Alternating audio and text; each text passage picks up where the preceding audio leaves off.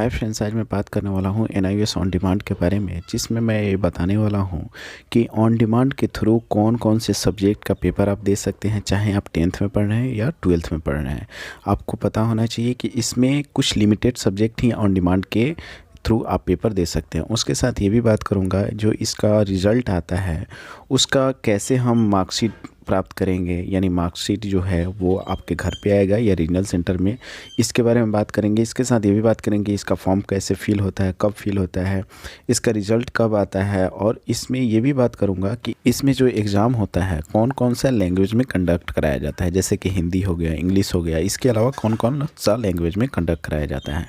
Hi friends, अगर अभी तक मेरे इस चैनल को सब्सक्राइब नहीं किया है तो प्लीज़ मेरे चैनल को सब्सक्राइब कर दे और बेल आइकन दबाना ना भूलें, ताकि एनआईएस से रिलेटेड ऐसे ही वीडियो मैं आपके लिए बनाते रहता हूँ। चलिए शुरू। फर्स्ट में बात करते हैं कि जो ऑन डिमांड जो आपका पेपर होता है, साल के केवल 8 महीने में ही पेपर होता है, बाकी 4 महीनों में पेपर नहीं होता है। वो जो महीना है अप्रैल हो गया, मई हो गया, अक्टूबर और नवंबर को छोड़कर, यानी ये 4 महीने को छोड़कर बाकी महीनों में आपका पेपर कंडक्ट कराया जाता है एनआईएस द्वारा। इन 4 महीनों में पेपर इसलिए ऑन डिमांड का नहीं लिया जाता है क्योंकि इन 4 महीनों में पब्लिक एग्जामिनेशन होता है, इसलिए इसमें ऑन डिमांड का पेपर कंडक्ट नहीं कराया जाता है। वहीं बात करें कॉन्सेप्ट के बारे में, तो एनआईएस द्वारा 2003 में कॉन्सेप्ट आया था कि ऑन डिमांड पेपर कंडक्ट कराना चाहिए, जो कि 2005 में सेकेंडरी यानी 10th के बच्चों के लिए 2005 में कंडक्ट कराया गया ऑन डिमांड पेपर। वहीं बात करें 12th के बच्चों के लिए, तो 2007 में, अक्टूबर के 2007 में 12th के बच्चों के लिए ऑन डिमांड पेपर कंडक्ट कराया गया। ठीक है, और आपको ये पता होना चाहिए ऑन डिमांड पेपर केवल सेकेंडरी और सीनियर सेकेंडरी के स्टूडेंट के लिए ही केवल ऑन डिमांड पेपर कंडक्ट कराया जाता है। फर्स्ट में बात करते हैं सेकेंडरी यानी 10th क्लास के बच्चों के बारे में, जो कि लिस्ट ऑफ सब्जेक्ट दिया हुआ है। आप वीडियो को पॉज करके भी पढ़ सकते हैं, इसके बारे में मैं बताने वाला हूं। ठीक है, इसमें जो है फर्स्ट में है Hindi, English, Sanskrit, mathematics, science and technology, social science, economics, business study, home science, data entry and operation.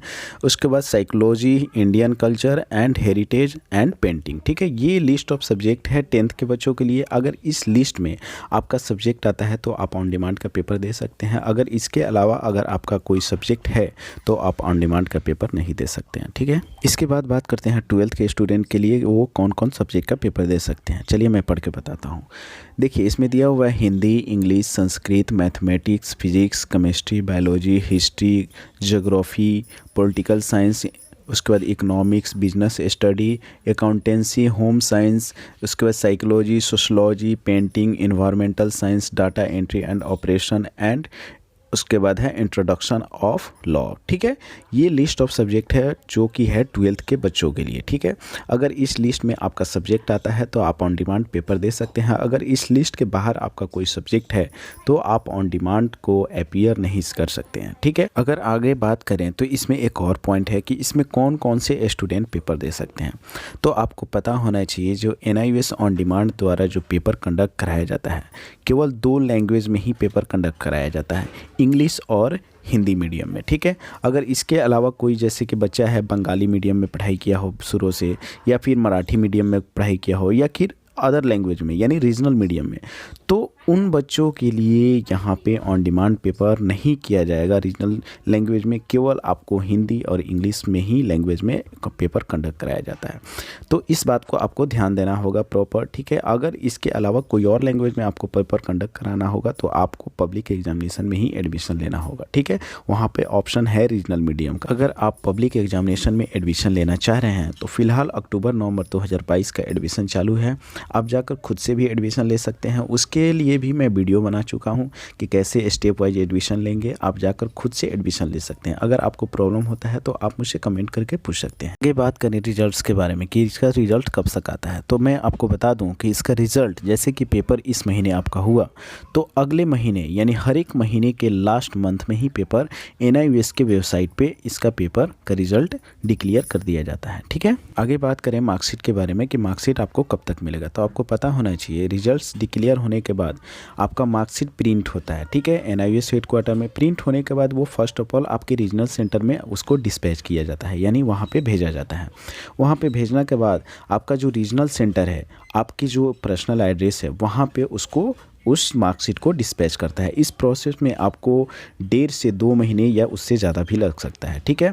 तो इसके लिए भी ऑप्शन है, अगर किसी बच्चों को जैसे कि आगे की ग्रेजुएशन में एडमिशन लेना हो या फिर किसी कंपटीशन में आपको मार्कशीट को वहाँ पे सबमिट करना हो या फिर कोई फॉर्म भरना हो, तो उसके लिए यहाँ पे NIOS द्वारा ऑप्शन दिया जाता है जो कि है ई सर्विस, ठीक है। आपको उसमें क्या करना होगा, आपको फ़ीस के तौर पर 200 रुपये आपको देना होगा और हैंड टू हैंड आप ऑनलाइन अपना मार्कशीट ओरिजिनल डाउनलोड कर सकते हैं और उस मार्कशीट को जहाँ भी आपको एडमिशन लेना हो या फिर आपको किसी कंपटीशन में आपको सबमिट करना हो, आप सबमिट कर देंगे, वहाँ पे वो वैलिड होगा, ठीक है। अगर इन केस वहाँ पे आपको सवाल पूछा जाता है कि ये ओरिजिनल नहीं है, तो आपको बोलना होगा ये डिजिटल मार्कशीट है, ठीक है, जो NIOS द्वारा मैंने वहाँ से डाउनलोड किया है, ठीक है। तो आपको कोई आपसे सवाल नहीं करेगा, ठीक है। इसके अलावा मैं बात करूँ तो ऑन डिमांड में रीचेकिंग और रिवॉल्यूशन का भी ऑप्शन आता है, जो कि आपको ऑनलाइन यानी आप जहाँ से फॉर्म फिल किए हैं वहीं पे आपको रीचेकिंग और रिवॉल्यूशन का ऑप्शन मिलेगा, जहाँ पे आप जैसे ही रिजल्ट आएगा वहाँ पे जाकर आप खुद से जाकर रिवॉल्यूशन रीचेकिंग के लिए अप्लाई कर सकते हैं। इनकेस आपका एग्ज़ाम अच्छा गया हो, आपका रिजल्ट अच्छा नहीं आया हो, तो आप रीचेकिंग के लिए अप्लाई कर सकते हैं, और इनकेस आपको दोबारा पेपर देना हो तो आप रिवॉल्यूशन के लिए अप्लाई कर सकते हैं, ठीक है। एग्ज़ाम कब कब कंडक्ट कराया जाता है, तो आपको पता होना चाहिए कि प्रत्येक वीक में ट्यूसडे, वेडनेसडे और थर्सडे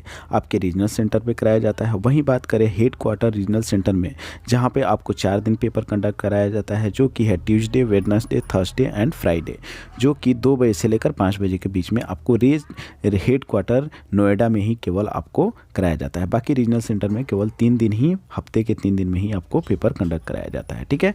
वहीं बात करें प्रैक्टिकल के एग्जामिनेशन के बारे में, जो कि ऑन डिमांड का प्रैक्टिकल एग्जामिनेशन, ठीक है, जो NIOS हेड क्वार्टर द्वारा आपको एक केंद्रीय स्कूल या फिर रीजनल सेंटर में ही आपको वहाँ पे प्रैक्टिकल एग्जामिनेशन कंडक्ट कराया जाता है, ठीक है। अब रही बात प्रैक्टिकल, आपको प्रत्येक वीक में फ्राइडे और सैटरडे के ही प्रैक्टिकल एग्जामिनेशन कंडक्ट कराया जाता है। वहीं बात करें रिजल्ट का, रिजल्ट आपका NIOS के वेबसाइट पे हर एक महीने के लास्ट में आपको डिक्लेयर कर दिया जाता है, ठीक है। इसके साथ आपको कोई भी प्रॉब्लम होता है तो आप डायरेक्ट कमेंट करके पूछ सकते हैं।